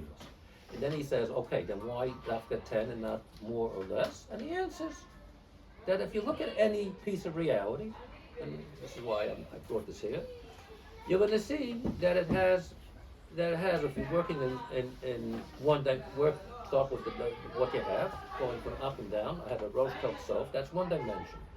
Going with horizontally, also, whatever, it's free, right? Rosh tov sof, the rosh tov ba'orech, rosh tov ba'rochav, and also rosh tov ba'omer. That's his lashon. Meaning it has whatever you're going to call its beginning, its middle, its end, relatively speaking, wherever you begin from. So you see it has 3 on each dimension. 3 times 3 is 9. So that's what you see over here. It has basically 9 chalakim, right? That's like, you get it yourself. And plus its space is 10. And if you take any piece of reality, you take one of these, you get the same thing. So the 10 spheres is just describing the nature of gvul. That's all it's doing. Right, and it's a whole. The 10 Yeah. spheres itself is a parsuf. And what you see over here, it already you're seeing the holistic reality being expressed by Rebbe Israel. Now, if you're not familiar with this, you're not going to. Now, I'm just showing you something that goes back like, what is it, 800 years or so, or more, and something goes back and nobody paid attention to this, but it's here. And I discovered that a big chalik of Arizal is already hidden inside of what Rav Azriel is saying. And Reb Chaim Vital actually mentions this school. He brings this school, but he doesn't say why. And he says that his Rebbe held in the school that their Kabbalah is emes. And I discovered what is the emes, what the Arizal means, or what I just said, mean the integration of the parts into a whole. It's parts. Now that's a chiddush that is a chiddush because Rishonim always look, all the Rishonim, they look at this sphere as linearly. Here is the only one who's looking at it as a whole, as a free column system. That's what he's doing. I'm talking about Rebbe Israel. And he was the Rebbe of the Ramban, and so of course, Tikkun comes out of this whole idea of Partsuf. That's what this is. I'm saying a lot, condensing it. I mean, that's how it is when you go back into Shoroshim. So, Be'ez Hashem. I mean, I try to do my best to say in the little bit of time we have to show you that the Kabbalah is a tremendous tool to learn how to think in a unified way. Everything. Shakar, if we could have Okay, a few yeah, minutes sure, just to take sure, some questions, just a okay. few minutes. And, Tov, is there anyone who had any specific questions? The Ramchal writes, Misiel Sisharim, Adam lo nivra, ela lezaneg al Hashem. Whereas the Balatanya constantly writes about the creating Gandhira b'tachtonim. So how do we, are those two ideas in contradiction? Well, that's what HaKadosh Baruch Hu wants, because Gandhira Tachtonim, where's it going to happen with Anag al Hashem? It's here. The Malachim, it's automatic. There's nothing, their owning is really just given to them, but the truth is, because Adam earns it, and that's really what's going on over here, that's why we don't begin with Olam Haba from the beginning. Adam has to earn it. And by earning it, why does he have to earn it? Because he just like a Kodesh Baruch Hu doesn't receive, right? He doesn't receive. So, being that the Etzem Neshama is a Chedek L'Kai Mimal, so also it doesn't want to receive. It has to be able to produce it on its own. So that brings us why we go through the whole process of creation of the 6,000 years and so on. And that brings us to be able to have Olam Haba is just transforming Olam Hazeh into what it needs to be. It's here. It's the Tachtonim Olam Haba is here. This is the Tachtonim. It's really two parts of the same thing. So he's Aneg al Hashem in its fullest manifestation is only able to. It's only going to be really less at level. But of course, if one follows this, what we're talking about, it's not just black and white, but you're getting it. You get what you call just like Shabbos Me'ein Olam Haba. So your life is also, if you could be zeicher, you could also be zeicher to the Tira Olam Kol B'Chayecha Be'ez Hashem. But does that mean you have yeah, but that's only a Me'ein. But that's fine. Halavai? The Rav mentioned Rabbi Nachman earlier in the conversation. I was just curious how the Rav understands, stating a shtim well with all the things that Rabbi Nachman talks about Dafka staying away from science, and staying away from philosophy, Okay, staying away so from this, understanding when you read, medicine, and like. Good. You have to remember things had evolved over time, especially you cannot compare what's today and what was in his day. That's what I'm not going to be tough on. Coming from it's always better to more or less have a muna and kind of stay away from those things. So how are we supposed to understand that? No, okay. So this itself, it goes back to understanding the relationship of left brain and right brain with Bina and Chachma. Bina breaks down a thing and that's it, and doesn't know more except itself for itself, like Charmaine was pointing out. Now, philosophy, that's the big turn, what happened here in the 20th century. You have to go back to understand what went on in the Greek philosophy. You had, I'll tell you, this is something which really has to be written down. there's a lot to say, and I hadn't been able to write it out. But you had what you had the school before Aristotle. They were more, to say for sure, they were more thinking on a chachma level, meaning their way was to see more globally and to be able to try to do integration from there. Aristotle, his way of thinking was what you call bina. Well, you need that. That's part of the process. But his klipa is that he only took that alone without taking consideration of using chachma mind also. That's the difference. So what propagated in the world until the 20th century, basically, Aristotelian thinking. Was doing it for a lot. Of course, on that Rabbi Nachman is correct on that. And today he's still correct. I mean, What about medicine and things like that also? again, things evolve. You have to understand, things evolve. He's talking about not to be stuck because the Bina mind thinks it has the answers to everything. That's the problem. It doesn't. I mean, if you really, that's what what a Kodesh Baruch Hu, you take the book of Iyov. What did the Kodesh Baruch Hu really say to Iyov in the end? Eifa hoyiso v'yastei aris.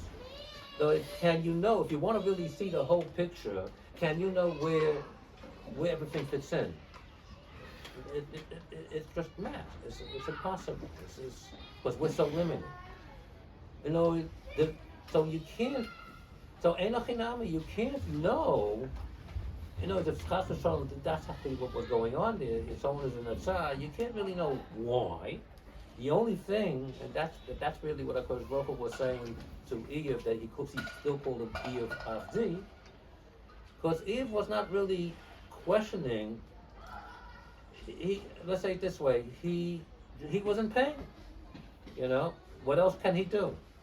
And what he really wanted, that he wanted his friends who came to be menachem him to emphasize with him, and they were giving him intellectual reasons, and it wasn't talking to him. And actually, HaKadosh Baruch Hu was being mochiach then that when a chas v'shalom, when a person is in a state of pain like that, all you could say is you have to just l'shtofen, because we don't know. You're not able to have the holistic nature of really what's going on behind it all. So, Emunah, what Emunah is really saying, that there is a holistic theme going on, which very little is being revealed. In Olam Haba, or whatever, even the Amos HaMashiach is going to be revealed, those things. Because the reason it's hidden, because that's our avoda. How are we going to react with this? That's our bechira. Because if you reveal too much, the bechira is taken away. You see, that's the avoda. So again, what needs to be understood, that things are relative according to what is going on in the state of the relationship. That's what it comes down to. So nobody's really wrong. You just have to understand what is the relationship being said in what period of time and from what to what. This is very important. That's really the whole soul of what I'm talking about, what I started off with when I brought it to Yerushalmi, right? That the Torah has to have two aspects, and it's Eilu Veilu Divrei Elokim Chaim. Why? Because Eilu Veilu Divrei Chaim means that it's all part of one. Divrei Elokim Chaim, Rosh Tevis Echad, it's all one. It's just different aspects of it. Now, as I said, if you're talking about Lamaisa, which way you have to go, okay, that's something else. That's a whole different madrega. That's something you can only do one, or you could do the other. You can't do both on a Lamaisa level. But the paninius, where it's all coming from, it's different. It's not a steerer from one to the other. This sheds light, I think, this is just coming up right now in terms of what the Rebbe is saying now. The difference between the halachic application and the holistic hasaga, the mimer that's attributed to the Arizal, even though it's not in Kisvei Arizal, as far as I know, that in Olam Hazeh is like Beis Hillel and in Olam Haba is like Beis Shammai. It is in And the people It's are- in the Zohar, actually. Yeah, It's in the Zohar? yeah, it's in the Zohar. Really? I Yeah. mean, I thought it was attributed to the Arizal. It's like true, by but his Talmidim. he writes it. He writes So it. the point is, people ask from this, how could it be that the Yemos Mashiach will change the halachic reality? The answer. But in light of this, it has nothing to do with the halachic application. This is not relevant to the halachic application. No, the reason we cannot do Beis Shammai today Yeah. because the people are not. Don't have the kli. They don't have a vessel to be able to receive that kind of halacha. It's too chamir. That's what it means because Beis Shammai is machmir and Beis Hillel is I'm saying mekel. it could be that we'll continue to do like Beis Hillel in terms of the It Lamaisa doesn't matter application. because we'll be on a different madrega, so we'll be able to handle the aspect of Beis Shammai. That's all. That's what it comes down to. It means we'll be able to take on halacha in a more common to be more machmir. So it could be that the halachic application will actually change, like that's It's how the Rav possible. understands it. It's possible. I just understood it in the way that I was talking about now, in terms of the hasaga, meaning. The Well, I mean, different- then what's the application? The application could be that there would be a different. It might be. It's possible. So it could be in theory that another Sanhedrin will come and decide Yeah. certain halachas like this. It's possible. Yeah. Yeah. So let's just take one more question before because you guys need to get back to yeshiva and also. Okay. I don't know anybody who will. The Rav wrote in a piece about Eretz Yisrael how Eretz Yisrael is a land and it has kedusha only because we are mekadesh it. That doesn't seem to be like all other balei machshava on Eretz Yisrael. Seemingly everyone seems to agree that Eretz Yisrael is intrinsically has intrinsic kedusha. Is the Rav just being cholek on everyone else, or is there something behind that? What about Eretz Yisrael? You mean? Yeah. Yeah, it's all part of this. It's. I'm not sure what your question is. It's. Again, Eretz Yisrael. We went going through goals, and it's opening up like everything else. And. My question is, what is behind the Rav saying that the only reason that Eretz Yisrael has kedusha is because we are mekadesh it, and without us, that Klal Yisrael it would have no kedusha. I think I think the question is that Rav Soloveitchik was of the opinion that Eretz Yisrael doesn't have inherent kedusha to it, but rather it only has kedusha by the fact that the Jewish people consecrate the land. Whereas it seems to be in other Baalei Machshavim, even in Chazal, they seem to imply very strongly that there's an inherent kedusha to Eretz Yisrael So that's could be, I independent. think he was talking, Rav Soloveitchik probably is talking on a halacha aspect. When did the mitzvahs hatluyas ba'oretz take place? In other words, when Yeshua had brought Klal Yisrael into the Oretz and so on. But it's not. But why over here, Dafka? Why not somewhere in America? That means that Kodesh Baruch Hu was a very bocha for Ma'aseh Bereishis, this chelik of the world, because this is a center point. You could see even physically on the map. This is a center point of what's going on in the world. I think this goes It's back between- to what Rav Shat was talking about in the beginning about the idea of Golos and Geula. There's an idea that something can exist within a Golos state where it's completely concealed and That's dormant. right. It has no application. And In the meantime, it's dependent on the actions of people to be able to give. Yeah, but that it's just a matter of bekoyach and bekoyo, really. That's what it comes down to, in potential and in actuality. That's the way I would answer. Max, you have something? Yeah. Based on the Zohar, the Rav quoted about the Arbot Shemaim and Tehillim being opened up in the 1840s. Is that saying that the main goal of science is to help us understand the deeper meaning of Torah? Or what else would be the other goal, I guess? What's your question exactly? The purpose of the whole progression of the scientific revolution. That's for us. Certainly. Well, certainly it makes life physically. It makes life in a certain sense easier. Of course, what means easier? That we don't need to do all the malachas. I mean, things are being done for boys. That we should really be I'm saying first from the Chassanis aspect that our minds should be pony. That we should be able to be the dovik in the Kodesh Baruch Hu. Like we don't have to be out there doing all the physical work. It's like the Nachash coming back to do its tikkun on a certain level. You know, that's what's happening. And again, since it's going, we're not yet in the full tikkun, so that's why there's a lot of klipa on the side going with this too, until it will be revealed that it's, it's all for the sake of HaKadosh Baruch Hu, when the klipa will be separated. It's a process, what we're watching. So you're gonna go ahead and we'll wrap it up. If one person is noteh to like the Yemeni or smaller emsai derech of the Sfirot, does that mean they need to achieve their own partsuf, or like they kind of get to ignore like the other sides that they miss out on?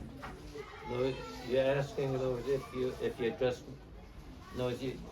you're asking if you just zero into a particular aspect of As it. in, let's say someone's more noteh for like the chesed side, yeah. So Right more brain for versus the left brain. do they have to accomplish the partsuf through that Try to get the other perspective, side also. or do they get to ignore the other perspective? You shouldn't ignore completely, or at least you should be aware. No, what I'm saying is nobody could do it all. I don't say everybody, very few people could have leiv rachav, they could be, so you, whatever point to your yud, what your purpose is, you do what you're supposed to do working from that perspective. But what all I'm saying is that one should not think that your way is the only way. You're open that whatever everything else is also true. It's also part. We're also part of a greater whole, which is Klal Yisrael. And it's not only Klal Yisrael; it's the whole world together. In the end. But you're focusing in the meantime according to the Kli what you have or what you need to do. You know, whether it's aspect of festival, working more, whatever it might be. This goes back to the hologram that the Rav was talking about, that ultimately each piece of the big hologram will reflect the whole of that. So I think it could be said that the avoda for each individual is to strengthen their own specific kochos, and in that way they contribute to that. So when you look at everyone else's individual parts and what everyone else has together, then your mind becomes that individual halt, meaning that hologram of the whole. What's the lashon of Rashbi in the Zohar? Ein lanu ela b'chavraya. What does he say? Rashbi in the Zohar says Ein lanu ela b'chavraya. Right? He says something to the Chavraya Kadisha. He says that we only have a hasaga in chavrusa, like all the Talmidim Coming together. Yeah, that means of integration. It's about integration, not to be. Saying it required all of the people in the Exactly. Chavraya Kadisha to be there in order so that there could be any hasaga. Right, It right. required all of them. Now, if anybody's interested in my sefer and also the second chedek, I sell as a set. I mean, if you want, I mean, I have here in the house, and if you're interested, the set costs 80 shekel. If you're. So the Rav said that he had a copy, maybe we can bring that to Yeshiva. Oh, From the yeah, Yeshiva library. that's for sure. I'm gonna go get you a copy. That's that.